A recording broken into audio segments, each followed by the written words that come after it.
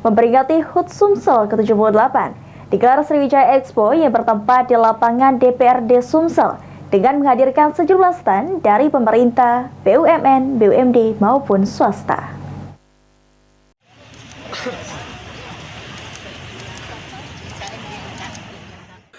Event tahunan Sriwijaya Expo kembali digelar berlokasi di halaman gedung DPRD Provinsi Sumsel.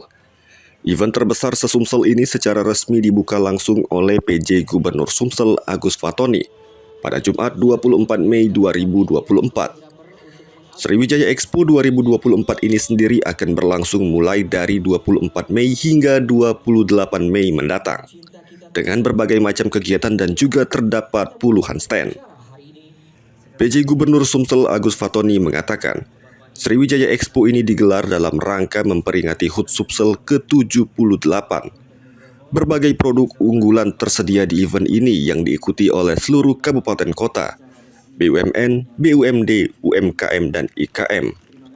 Expo ini didedikasikan sebagai wujud rasa syukur atas apa yang telah diperoleh dan juga sebagai apresiasi kepada seluruh pelaku usaha UMKM dan IKM untuk bisa memasarkan produknya.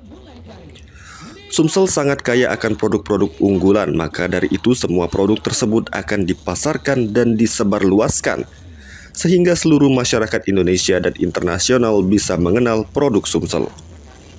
Memperingati hari ulang tahun Sumsel yang ke-78.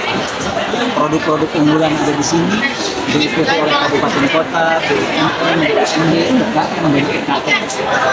Expo ini kita dedikasikan untuk Sumatera Selatan sebagai wujud rasa syukur kita terhadap capaian yang sudah kita peroleh dan juga penghargaan dan apresiasi kepada seluruh perusahaan, kepada UKM dan IKM untuk bisa memasarkan produknya.